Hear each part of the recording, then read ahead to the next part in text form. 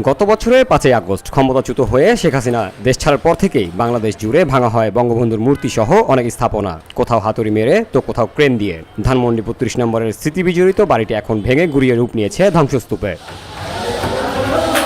Social মিডিয়ায় এখন viral সাবেক প্রধানমন্ত্রী শেখ হাসিনার বাড়ির নিচের আন্ডারগ্রাউন্ড আয়নাঘরের মতো কিছু দৃশ্য। উৎসুক জনতার ভিড় এখন ধানমন্ডির ৩২ নম্বর বাড়িতে আয়নাঘর দেখতে। ধুলো, ময়লা ও ক্ষতিকর ধূলিকণা থেকে নিমিষেই মুক্তি দেয় চৌধুরী এয়ার পিউরিফায়ার।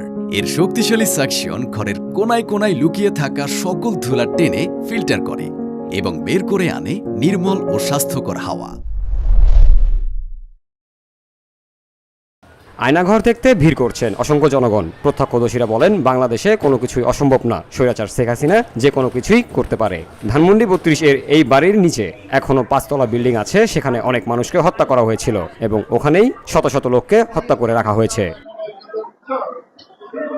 সামাজিক যোগাযোগ মাধ্যমে ভাইরাল ভিডিওতে দেখা যায় মৃত মানুষের চুল, বড় মাপের দড়ি। সাধারণ মানুষ ধারণা করছে দড়ি দিয়ে বেঁধে মানুষকে নির্যাতন করা হতো। ধানমন্ডির ৩২ নম্বর বাড়ির নিচের এই আয়নাঘরে প্রত্যক্ষদর্শীরা বলছেন, মাটির নিচে একাধিক তলা রহস্যজনকভাবে অনেকেই কৌতূহলী হয়ে নিচে নামার চেষ্টা করেছিলেন।